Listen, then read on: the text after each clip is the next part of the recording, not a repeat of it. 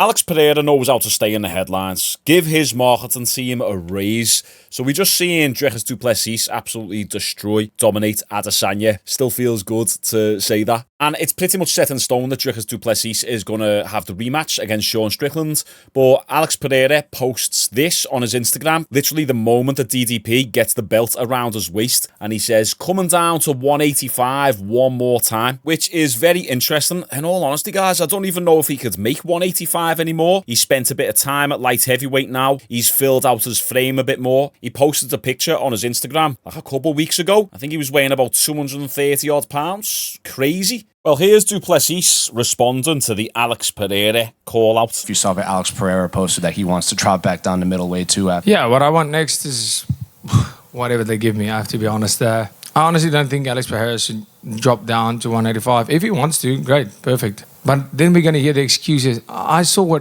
we saw Izzy stiff that man in the first round. I felt Izzy's punching power tonight. If that, Izzy has great timing. He's fast, he's long, and he has great combinations. But I felt the power. If Izzy stiffens you like that, you do not want to be in there with me. Especially not when you're going to come in there with the excuses, no, I cut too much weight. That's going to happen. Everybody's going to say that. So stay at 205, fight your fight against the number 7 ranked guy. Oh, number 8. Okay, cool. Well, fight your fight there and enjoy it. If Strickland's the next fight, the people want to see that fight. That's the fight that people want to see, and that's the fight right now that people think is the next best guy. Then it's the fight that I want. So let me handle my business, you handle your business. You don't have to cut the weight so you have some sort of excuse. I'll come up after the Strickland fight, I'll come up to 205 and we'll sort it out there. Fighting words out of DDP. Do you know what I like about Dricus, right? Is he could be on his high horse after this win and be like, Sean Strickland doesn't deserve a title shot. Why would I rematch him? I beat him. I want the next opponent. We've seen a lot of champs do that in the past. But Dricus says the people want the Sean Strickland rematch, so we're going to give the people exactly that. If that's the fight that the people want to see, then we'll run it back. I love that from Dricus du Plessis, and I know it seems like such a normal thing to do, but we see a lot of champs pick and choose and cherry pick who they want. No, I'm not doing that rematch. Time for me to move on. You've got to work your way back up. But the main thing that he said there, he was talking about Israel Adesanya's punching power. He said, we seen Alex Pereira get stiffed by Israel Adesanya. No homo. But he got KO'd by Izzy. And I'm not being funny, but I felt Israel Adesanya's punches. Okay, he's got good timing. But if he got KO'd by Izzy, imagine what I'm going to do to him. Essentially, he's saying Israel Adesanya is weak as a bitch with no punching power. And if Alex Pereira got dropped by him, then imagine what I'm going to do to him. I like those fighting words from du Plessis. I'm a massive Alex Pereira fan as well, and would I like to see this fight, especially at light heavyweight? I'm game for it. I think du Plessis, he's the wild card now. You can't underestimate him anymore, and Alex Pereira is my favourite fighter to watch at the moment, but du Plessis thrown in the mix, I don't know, that's muddy waters right there. It's hard to say who'd win that fight. I'd probably side with Pereira, but anyway, we're not here to really talk about this. What we are here to talk about, Dricus just spoke about it then, is Alex Pereira's next fight has been confirmed, and it's against Khalil Roundtree, which is a pretty weird matchup because Khalil is ranked number 8 in the light heavyweight division.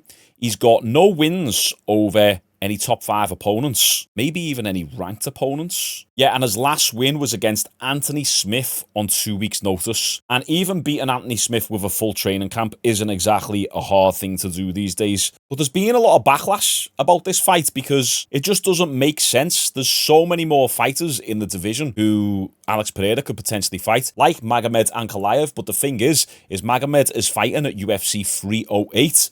The month after UFC 307, when this Alex Pereira and Khalil Roundtree fight is scheduled. So it's dead interesting why they've done this. They've almost give Alex Pereira an easy tune-up fight against Khalil Roundtree to avoid him fighting Magomed Ankalaev. Let's be honest, Magomed Ankalaev is probably going to win against Alexander Rakic, and I can't wait to see Alexander Rakic because I really like him. I think he's a boss fighter at light heavyweight division. He really sold me with that Yuri Prohaska fight, despite the fact that he lost. But anyway, pretty good card, this UFC 308. Just look at it, absolutely stacked. I know I'm going off on a side tangent here.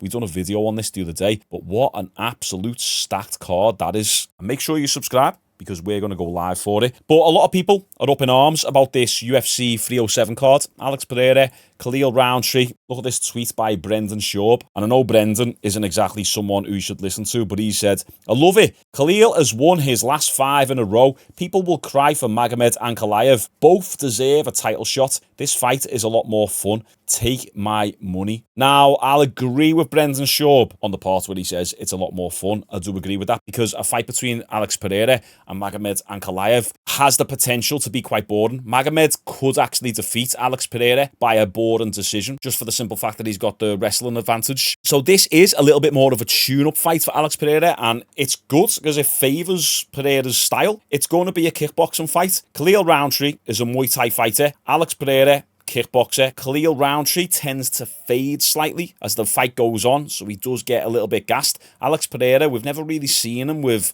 many cardio issues. He paces himself really well. This would be a battle of the low kicks. And don't get me wrong, I'm not the type of person to completely write off a fighter. Khalil Roundtree is a powerful, well-skilled striker. And if Israel Adesanya can KO Pereira, Khalil Roundtree certainly can as well. And I do believe Pereira sometimes, when he takes shots, he looks a little bit chinny. I know we've only seen him in trouble, really, against Adesanya, but some of those shots that he took against Jiri Prochazka in the first fight, I just don't like how he takes them. We'll see in the future anyway, but this fight just doesn't make sense. Here's Dana White's announcement. What's up, everybody? I got another fight announcement for you. October 5th, we will be returning to Utah at the Delta Center for UFC 307. The main event. Alex Pereira will look to defend his light heavyweight belt against Khalil Roundtree. Pereira is on a tear and looking to make his 3rd title defense this year. Each of his last 3 fights have ended in knockouts, beating previous champs Jamal Hill and Jiri Prochazka twice. He will face Khalil Roundtree, who is on a 5-fight win streak, with 4 of those ending in knockouts. Got to blur some of that just because of copyright purposes. All the comments here say Alex Pereira's back must be hurting from carrying the UFC right now. He's pretty much fighting every other UFC card. Absolutely smashing it. And in a way, I'm kind of happy that he's doing this because here's my speculation or theory, if you like. The story goes like this. Alex Pereira destroys Khalil Roundtree in spectacular fashion in the first round, which just elevates his status even more. It gets even more hype behind him. And then Dricus du Plessis then goes up to light heavyweight and they have a super fight there, which would be absolutely crazy. Or Alex Pereira comes down to middleweight and reclaims the middleweight title again, which would just be insane because that means he would have been the middleweight champion, then the light heavyweight champion, and then back to middleweight again, and then goes up to heavyweight and fights Tom Aspinall, beats Tom Aspinall and becomes heavyweight champion. I actually don't think that would happen. I don't think he'd be able to beat Tom Aspinall, but either he has that light heavyweight or middleweight fight with Dricus du Plessis, or even better, he beats Khalil Roundtree and then goes to heavyweight. Just a pretty insane career. The man is fighting every 2 months. He's claiming titles left, right and centre. He might as well chop a leg off and go down to lightweight. Now that would be a pretty impeccable story. Now here's the thing. I mentioned Tom Aspinall then. Khalil Roundtree getting a title shot when Tom Aspinall can't even get a title shot and he is the interim champion. It's crazy. It's weird. The rankings at some point have got to matter. Khalil Roundtree is ranked number 8. And this situation just reminded me, on the weekend we had UFC 305 where Steve Erceg lost against Kai Kara France. Steve Erceg got a title shot against Pantoja when he was ranked 8th in the division as well. At some point, these rankings have got to matter because it's seeming like people are just getting title shots out of nowhere. Even if we take a look at the heavyweight division, John Jones, the current champion, where's Stipe Miocic? He's ranked 7th. If this was any other division, Dana wouldn't be stubborn and continue to go ahead with this matchup just because it was made just over a year ago. Dana would have well moved on by now.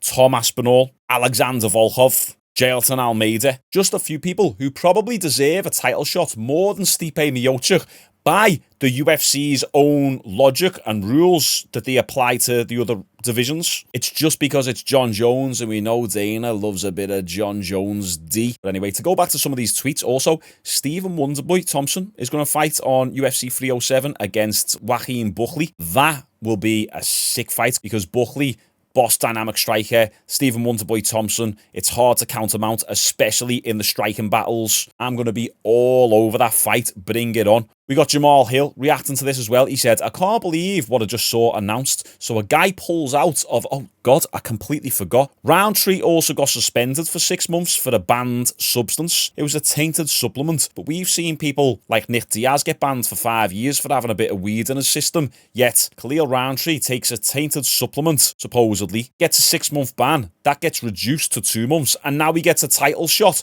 off the back end of a 5-fight win streak, not against any top 5 ranked opponents. And his last fight was against Anthony on paper Smith, and Smith only had 2 weeks' notice for that fight. So how the hell is he jumping ahead of everyone in the division? Can't believe what I just saw announced. So a guy pulls out of a contender fight because of a failed drug test for banned substances and gets rewarded with a title shot. This is terrible for the sport and makes the rankings completely pointless. Khalil Roundtree was meant to fight Jamal Hill.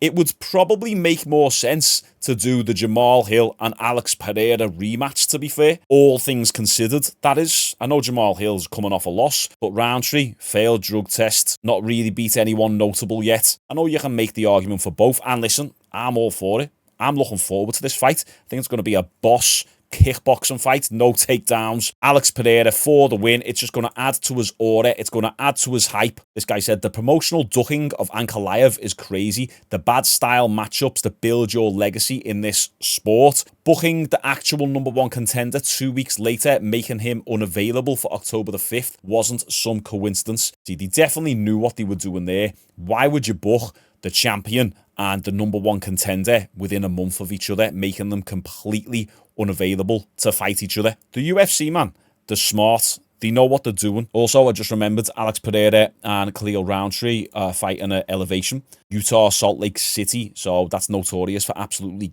gassing fighters. Just another reason why Alex Pereira will probably get the win, because, as I say, Khalil Roundtree tends to taper off as the fight goes on. Bit of a mad style matchup this. What do you guys think? What's the direction of Alex Pereira after this Khalil Roundtree fight? Do you think he should then either go up to fight Tom Aspinall, a heavyweight, or does he stay where he's at, or go down to fight Dricus du Plessis?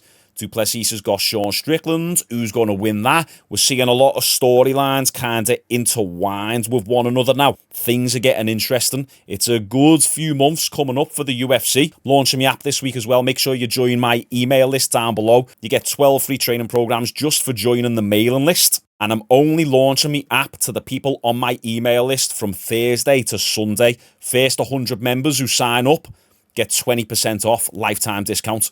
So join that mailing list down below. Appreciate you all. See you tomorrow.